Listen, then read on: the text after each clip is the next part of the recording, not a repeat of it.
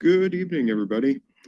So I am recording this for our DHS Curriculum Night, just to introduce myself to all the parents and guardians out there and kind of give you a little brief overview of what freshman science is going to look like for the foreseeable future. The other part of this is we're going to go through the syllabus and kind of go through the goals and expectations for the class. So let me first by introducing myself. I'm Mr. Odie. I've been teaching here at DHS for, this is my 13th year. So I've been here for a while. Absolutely love this building. It's been a great experience. Hopefully your freshmen are getting used to this virtual setting. I wish we were meeting in person, but I know everybody's health is much better, more of a priority than anything else. And keeping everybody safe and healthy, that's the ultimate goal. So let's actually go through a couple of the introductory stuff and what we're hoping to accomplish this semester. And depending on just where we are, things have a tendency to change. If we ever go back to being in person, the curriculum will be more of what we typically do with freshman science, more labs and stuff. But it's just kind of a wait and see at this point. We're to do everything virtual. Labs are going to be virtual. Assignments are going to be virtual. Projects, quizzes, everything is going to be virtual.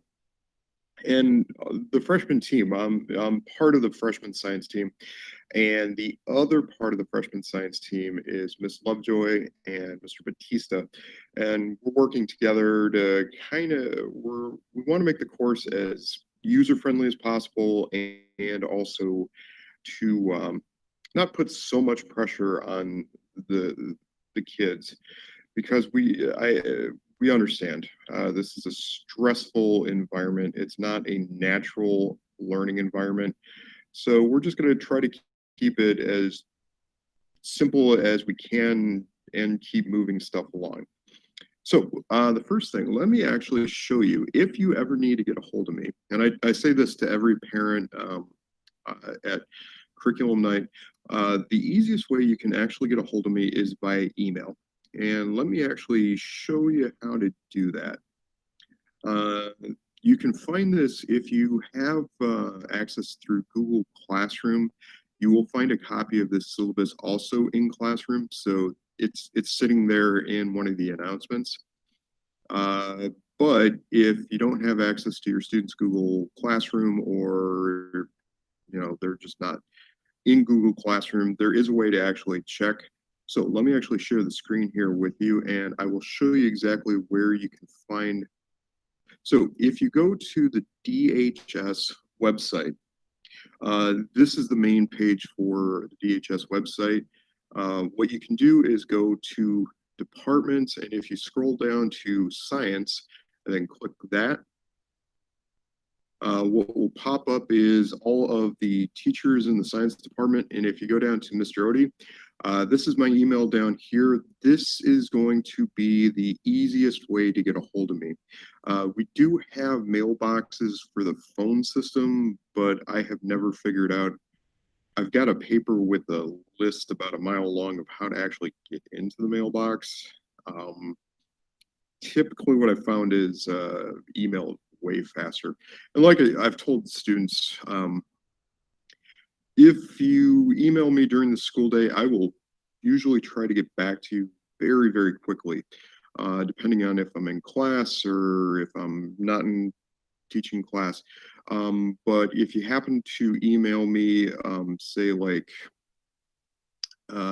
outside school hours, sometimes I check email after school hours or before school hours, but I can't guarantee as quick of a response outside of the normal school day of 7:45 to 2:45.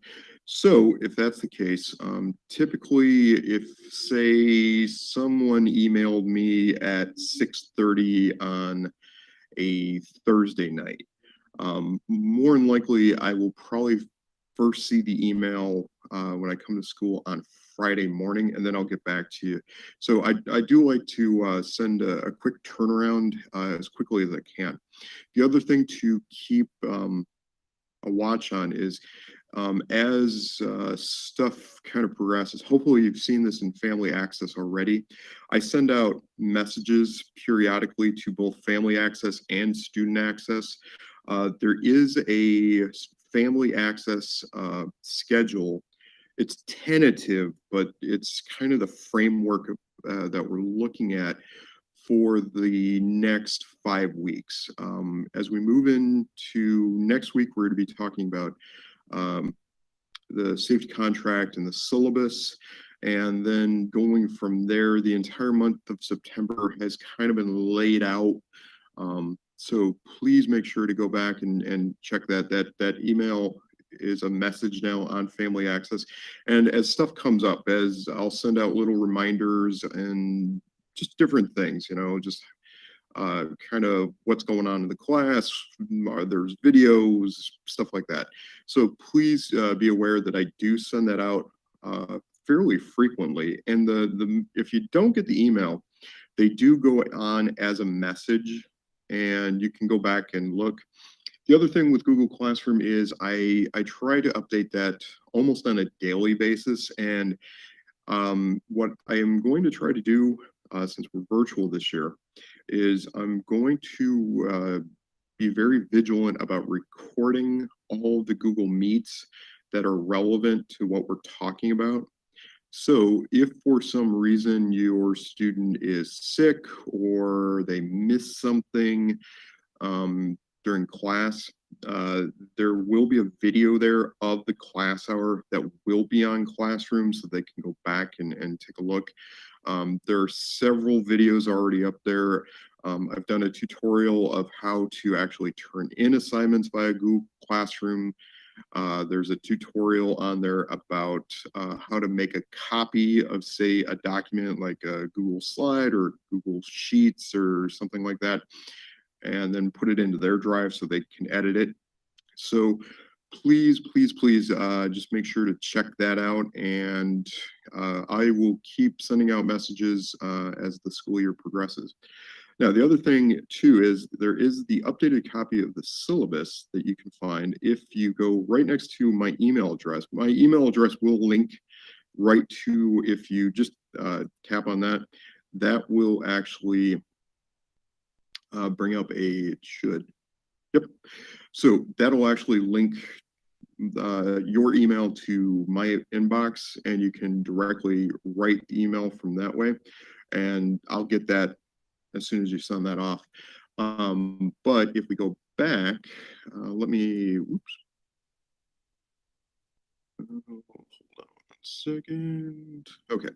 So if you actually go to the next column next to my email address, if you click this, this is the current and up-to-date syllabus for freshman science. Freshman science is also known as Introduction to Chemistry and Physics. We break it up into 2 parts. The fall semester focuses primarily on the introductory material for chemistry, and then the second semester pretty much follows a focus on physics. And what we would typically do in a normal school year is we have 2 very, very big culminating labs that kind of are like taking everything that we learn for the semester and then applying it. Usually we do our ice cream lab, our thermodynamics lab, as the big lab for the end of the fall semester, right before finals in December. And then usually we are building real model rockets as our end of the semester physics project. Like I said, it's going to be iffy depending on what the situation is going on with COVID-19. If we're back in school, so I'm just going to cross my fingers that maybe there's a miracle vaccine in the next few months, or maybe COVID disappears, but I don't know if that's going to happen or not. We'll work through it if we don't. But like I said, we've got flexibility is the name of the game, and we're trying to be as flexible for everybody as possible. So let's actually go through the syllabus real quick so everybody kind of has a heads up. So my contact information is up at the top. Again, if you, this is the same information I was just telling everybody. My email address is sitting right up there. And again, please feel free to email me at any time if you have a question or a concern. Please email me. If I don't know it, then something's going on. The sooner I'm aware of it, the sooner I can help with the problem. Okay, the other thing is the phone number for the high school is sitting right here, and then you have a very long list of menu options. Like I said, the email is the fastest, most direct way to get a hold of me, which is also going to be the way that I'm going to prefer if anybody needs to get a hold of me during office hours. So I'm looking at the schedule on Monday and Thursday. My office hours are going to be from 1:55 to 2:45 in the afternoon. This will be after all the classes have met, lunch is done. So 1:45 to 2:45 on Monday and Thursday. And then office hours for, and I'm having to look at my schedule here because this changes almost daily. Office hours for Tuesday and Friday are from 12:55 to 2:45 in the afternoon. And then Wednesday is a wackadoodle schedule because we see everybody for 25 minutes during that day. And office hours on Wednesday are going to be from 1:30 to 2:45 in the afternoon. So mostly in the afternoon hours, somewhere between the time of 1 to 2:45, primarily will be the office hours for me, if you need to get a hold of me. So please feel free to take advantage of that. If we do need to get a big enough group going, I will get a Google Meet going, and then, but so far nobody's requested that. So like I said, I just like leaving my options open. Okay, the thing that we are going to try to do, and I don't know how successful this is going to be with virtual, but we try to keep this as much of a STEM class as possible. We really want to incorporate the science, the technology, the engineering, and the math as it applies to both chemistry and physics. One of my favorite labs that we absolutely do, that I hope we get to do this year, but we may not, is our 3M Thermos lab. And 3M, not the local business, the global business has offered. So this comes from 3M, the headquarters over in Europe. I think it's Belgium. But every single year they offer a chance for our students to design, build, and test a prototype thermos that we make out of recyclable materials, starting with a basic aluminum pop can. And then they have to design it in such a way that it's only so big and so tall, and they can use basically just about any kind of materials that they want, but they have to design a blueprint, they have to prototype test it, and then we do multiple prototype testing to see how well the design actually holds up. And then if it meets the 3M criteria, 3M's offered a chance to, if they meet the criteria, then they will look at the design, and there's a possibility that they may actually purchase the intellectual property rights of the design, and to a tune of about $2,000. So, I mean, there's some real practical applications there. It's a fun lab. I enjoy doing it. It's really, really neat on my part to see what everybody comes up with. And it's kind of interesting. I won't give anything away because sometimes some of what you think would be great insulating material ends up not being great insulating material, and others that you wouldn't think are great insulating material will turn out to be pretty good. So it's just really interesting to see what the students come up with. I love that lab. It's a lot of fun. So we try to incorporate a lot of STEM into uh, intro to chem phys. I mean, and we do the same thing in physics. In physics, at the end of the semester, it's something I enjoy doing all the time. We build real model rockets that we then go out, and these are chemical engine rockets. They're not like water bottles, though. We can do water bottles if we want to, depending on if we have time or not. But we go out to the baseball field and then we just shoot them off and see if the design actually works. Does it match the math that we go through? And it's just a real fun way to actually get out and, again, apply the STEM, where they're looking at blueprints, they're engineering the rocket, they're building the rocket, they're testing the rocket, and it's just a lot of fun.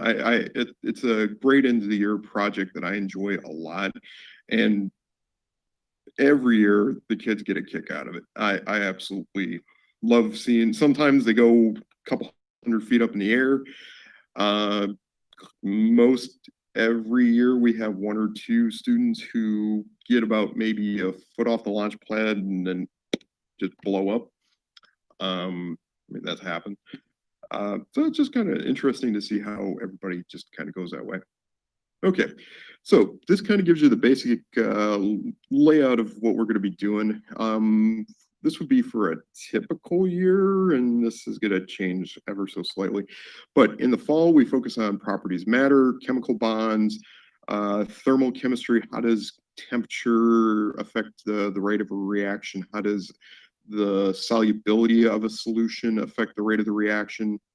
Then we focus on concentration and solubility. So how does a concentration of a solution? So if you've got really, really salty water, is that going to affect a reaction when you mix water that has a high concentration of solute with another chemical?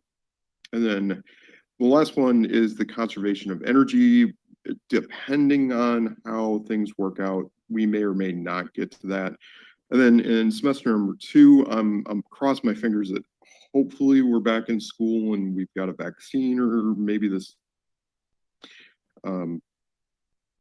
COVID disappears, but well, it's just a wait and see. We go through kinematics, dynamics, which are just big fancy ways of, okay, these are ways that we study motion. And then mechanical waves and electromagnetic waves are the 4 areas that we focus on in second semester. The couple of things that I do want to point out here is late work is, you can actually turn in late work in freshman science. That is acceptable, but one of the things that that the students have to be aware of is that late assignments turned in more than a week after the due date will result in a reduction of 20% off the graded score. For example, if an assignment is due on Monday, August 24th, and gets turned in on Tuesday, September 1st, the original score was 8 out of 10, and then it's deducted by that percentage. Late assignments will be accepted up until the assessment. So that would be either the culminating project or the actual test. After the unit assessment, no late work assignments are accepted. So we do accept late work, but there is a penalty piece to this, that if it's 1 week late, we do deduct 20% off the graded score. And if it hasn't been turned in by the time we do either our group project for that unit or our test, then it will remain 0 in a grade book. Okay. Going along, it's pretty straightforward. We follow the student handbook as far as expectations, consequences. Typically in my class, I really don't have a lot of screwing around. We keep everybody busy in class, so that, but if things do actually come about because of student problems, and I'm not foreseeing this with the virtual as much as, say, the in-class part of this. Usually I try to take care of stuff in class. I rarely send students down to the office unless it's a major offense. Um, but typically, I like to keep it in the classroom and be respectful to the students. I like a very positive classroom environment, and that's just the way I like to run my class. I try to stay positive. I try to encourage my students to stay positive and treat each other with respect. So usually with that, I don't have too many problems. It's on the rare occasion, like I had a student last fall who actually sexually harassed a young lady in class that had to be, we had to remove said student from class and then had to consequence him for his actions. Um, so, I mean, stuff that's fairly serious in nature, yeah, that I have to take care of. But other little things, like if somebody's talking in class, I'll just, hey, shh, and usually that takes care of it. Okay, the other thing that is a big change is that there are two categories this year as far as the virtual classes are concerned. You've got the formative, which will be like in-class assignments, notes, vocab, anything that we normally do as daily work would be considered that formative.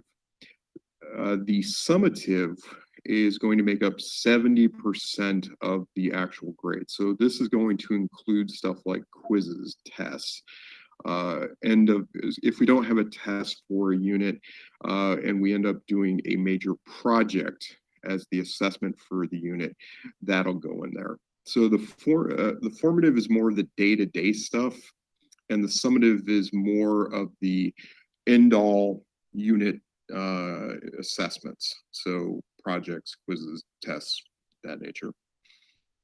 Grades, I do keep grades posted in Skyward pretty quickly. I kind of have this little pet peeve about not getting stuff graded and put in the grade book. So typically for my class, Skyward is kept up to date fairly regularly. And lastly, if you go down to extra help, again, if anybody needs extra help, I'm more than happy to. The office hours are there. Just let me know what is going on, and I need to change that. So office hours are going to be the easiest way to get a hold of me. If you need to call me, that's one way you can do it too. But otherwise than that, I'm happy that everybody's hopefully staying safe and staying healthy. And hopefully everybody has a great night. Okay. Let's see. I'm still getting used to this technology.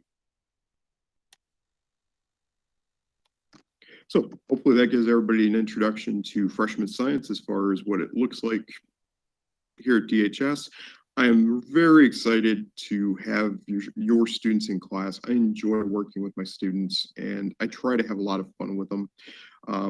Love wacky music videos that are scientific in nature and educational.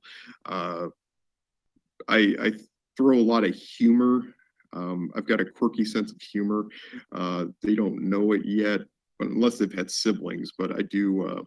When we talk about bonding, I always throw out my Arnold Schwarzenegger impersonation, and they just love it. So I try to keep stuff on the light side and throw some humor in with it just to kind of keep them smiling, and again, that whole positive vibe. So I hope everybody has a great curriculum night. Welcome to DHS. I wish your freshmen were in school and we were doing this more on a regular start of the school year. But again, I hope everybody stays safe and just healthy, and we'll just work from there. Thank you.